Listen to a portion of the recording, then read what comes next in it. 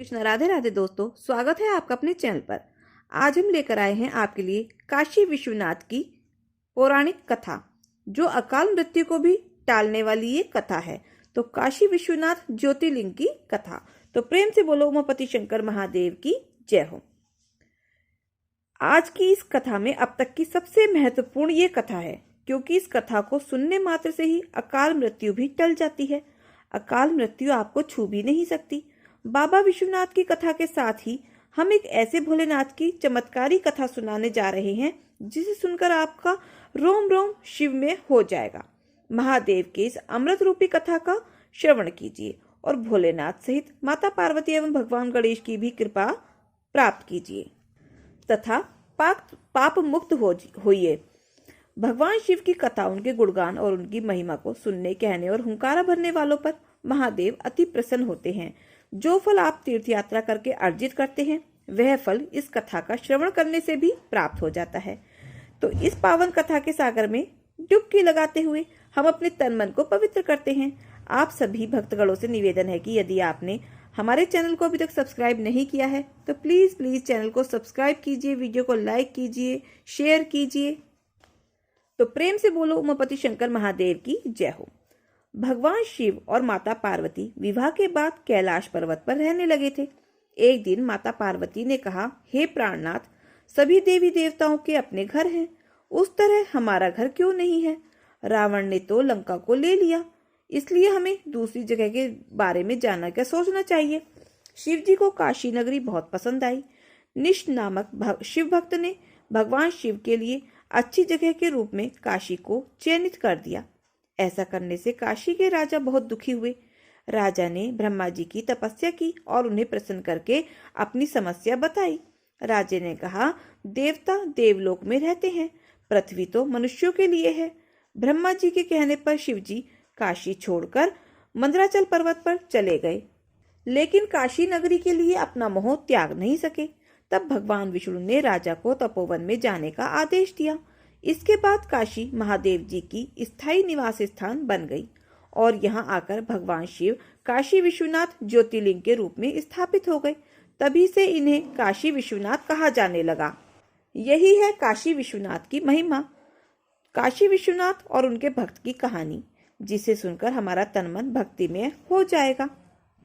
Shiv surgeon है और शिव विनाश भी, शिव मंदिर है और शमशान भी, शिव आदि है और अनंत भी। तो ओम नमः शिवाय। यह कथा एक सत्य घटना पर आधारित है। ललिता घाट के पास भगवान विश्वनाथ का दरबार है।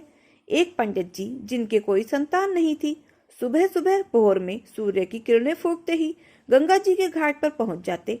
वहां स्नान आदि करके जल भरकर भगवान विश्वनाथ के दरबार में आते और लाइन में लगकर अपनी बारी का इंतजार करते। जब उनकी बारी आती तो जल चढ़ाते और बस भगवान शिव से इतना ही कहते, हे प्रभु, सालों से मैं तेरे दरबार में आ रहा हूँ, मेरी झोली भर दो भगवान, मेरी झोली भर दो।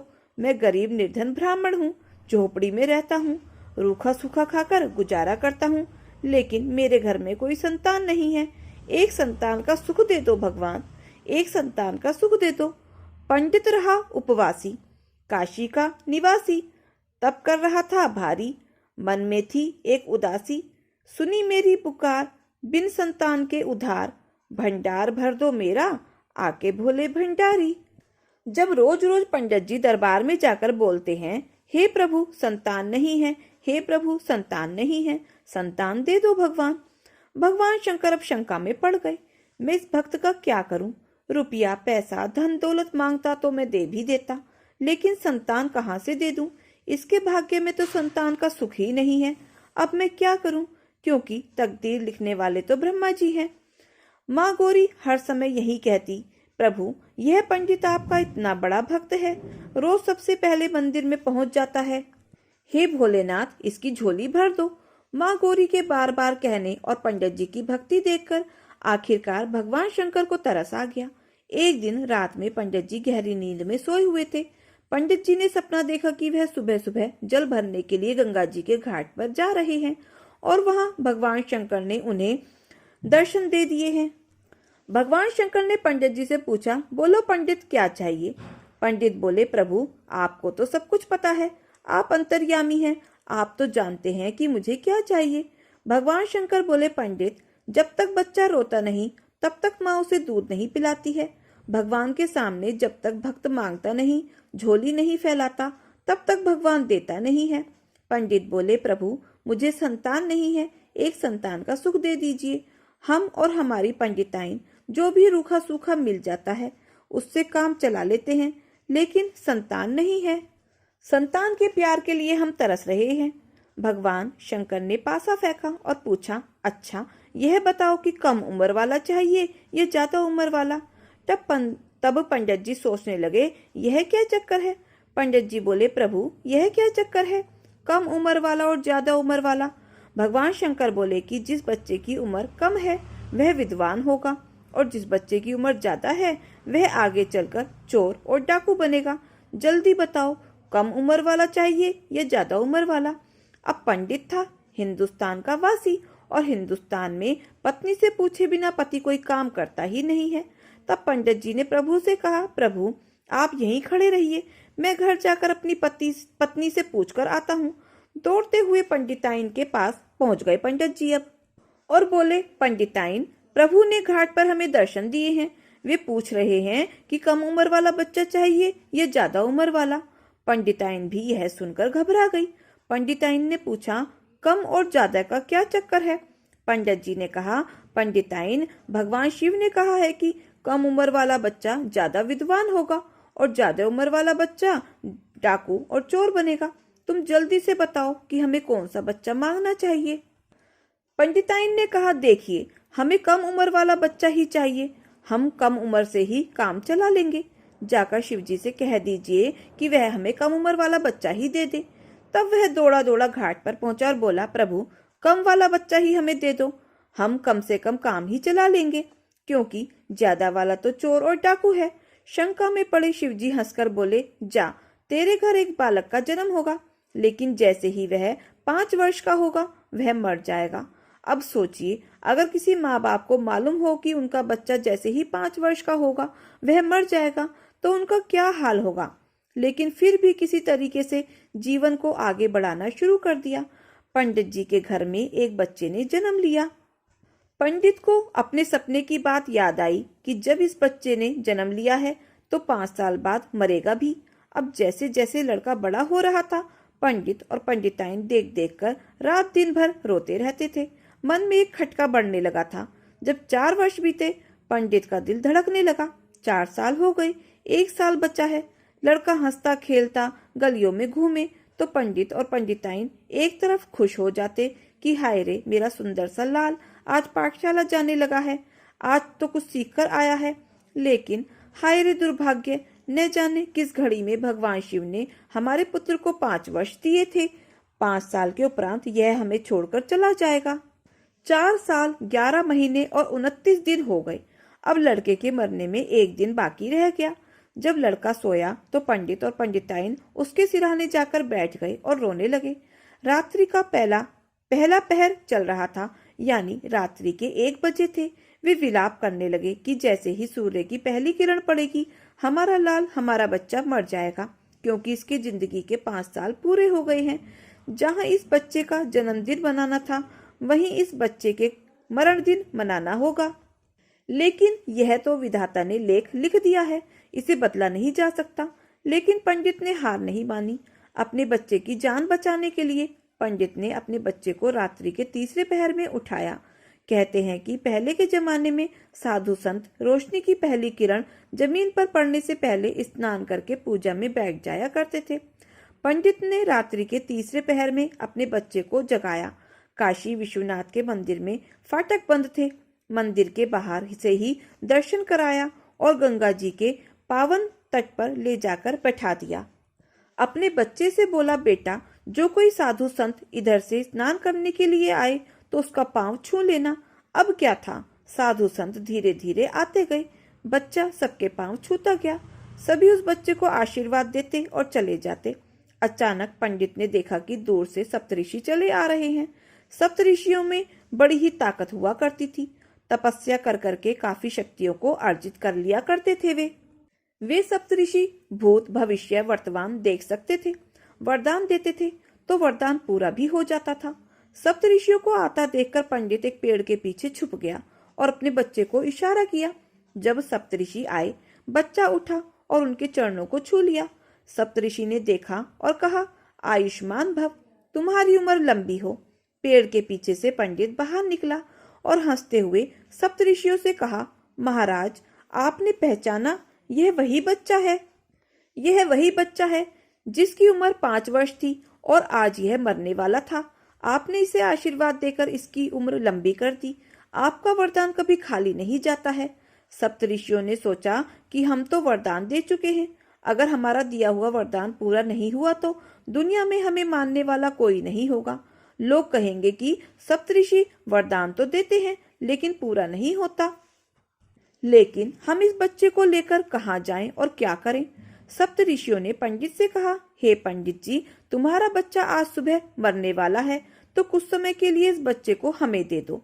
महादेव के वचन को काटने की हम में इतनी क्षमता नहीं है। अगर हमने ऐसा किया तो महादेव नाराज हो जाएंगे। चलो, यह मुसीबत ब्रह्मा जी के गले में डाल देते हैं, फिर वह जाने और भगवान शिव जी जाने, हमारी जान छूटेगी। सप्तऋषियों के साथ वह बालक ब्रह्मा जी के पास पहुंचा। सप्तऋषियों ने कहा, बेटा, वह ब्रह्मा जी हैं, जाओ धीरे से उनके पांवों को छू लो। ब्रह्मा जी उस समय किसी अन्य की तकदीर लिख रहे थे और तकदीर लिखने में व्यस्त थे। लड़का ब्रह्मा जी के पास धीरे धीरे गया और ब्रह्मा जी के पांव को हाथ लगा दिया। ब्रह्मा जी ने कलम रोकी और बच्चे को देखा और बोले, आयुष्मान भव, तुम्हारी उम्र लंबी हो। सप्तऋषियों ने कहा, चलो बला टली। तब ब्रह्मा जी ने पूछा, काहे की बला टली? तब तो सप्तऋषियों ने सारी कथा कह सुनाई। अरे प्रभु, आप तो तकदीर लिखते हो, बच्चे को तो पहचान लेते। यह वही बच्चा है जिसे भगवान शिव ने 5 वर्ष की आयु दी थी। आज सुबह होते ही यह मरने वाला था। पंडित जी ने हमें फंसाया और अब यह आपका काम है।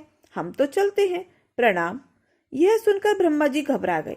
ब्रह्मा जी सोचने लगे, मैं भगवान शिव के वचन को कैसे काट सकता हूँ? यह तो मुझसे नहीं होगा। अब यह सोचने के बाद ब्रह्मा जी ने सोचा कि चलो विष्णु जी के पास जाते हैं, वही कुछ हल बताएंगे अब इसका। अब ब्रह्मा जी उस बच्चे को लेकर विष्णु जी के पास जाते हैं। जब वे विष्णु जी के पास पहुंचते हैं, उस समय विष्णु जी शयन कर रहे होते हैं और गहरी निद्रा में होते हैं। ब्रह्मा जी बच्चे से कहते हैं, जाओ भगवान विष्णु के चरण स्पर्श करो। बच्चा धीरे धीरे भगवान विष्णु के पास जाता है और उनके चरणों को छू लेता है। चरण स्पर्श करते ही भगवान विष्णु की निद्रा भंग हो जाती है और जब वे देखते हैं तो बच्चे को आशीर्वाद देते हुए कहते हैं, आयुष्मान भव, तुम्हारी उम्र लंबी हो। यह देखकर विष्णु जी को ब्रह्मा जी से सारी कथा सुनाते हैं। कथा को सुनकर विष्णु जी भी अब घबरा जाते हैं। भगवान विष्णु सोचते हैं, यह तो बहुत बड़ी गलती हो गई। मैंने निद्रा में इस बच्चे को आयुष्मान होने का वरदान दे दिया है। अब भगवान शिव के वचन को मैं टाल या काट तो नहीं सकता, इसीलिए मुझे भगवान शिव के पास ही जाना होगा। जब वे सभी शिव जी के पास पहुंचते हैं, भगवान शिव कैलाश पर्वत पर बैठे होते हैं और अपने ध्यान में मगन होते हैं। विष्णु जी बच्चे से कहते हैं, हे पुत्र, देखो सामने भगवान शंकर है, जाओ उनके चरण स्पर्श करो।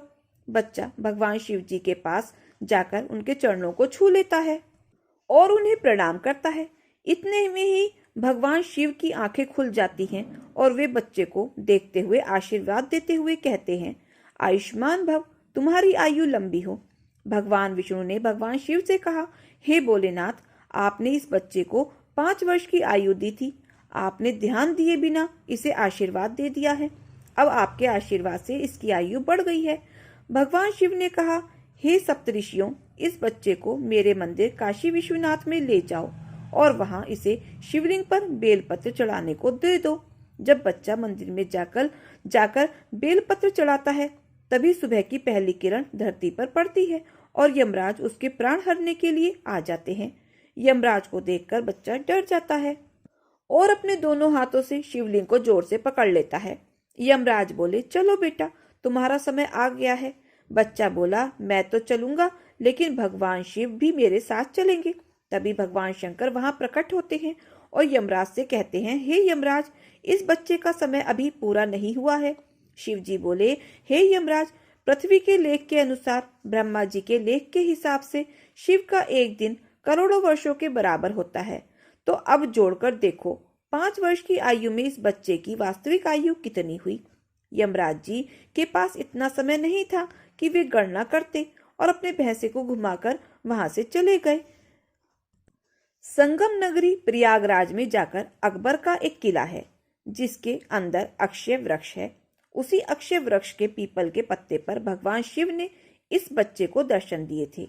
वह बच्चा और कोई नहीं बल्कि मार्कंडेय ऋषि थे, जिन्होंने स्वयं मृत्यु को पराजित कर दिया और मार्कंडेय पुराण की रचना की। इन्होंने ही महामृत्युंजय मंत्र का उच्चारण किया और इसे संसार को प्रदान किया। तो प्रेम से बोलो शंकर भगवान की जय हो, विष्णु भगवान की जय हो। जय श्री कृष्णा, राधे राधे। दोस्तों, ये कथा कहानी आपको कैसी लगी कमेंट बॉक्स में जरूर बताएं, और अगर अच्छी लगी हो तो प्लीज वीडियो को लाइक शेयर और सब्सक्राइब अवश्य करें। अपना प्यार और सहयोग दें। मिलते हैं फिर ऐसे ही नई कथा कहानियों के साथ। धन्यवाद।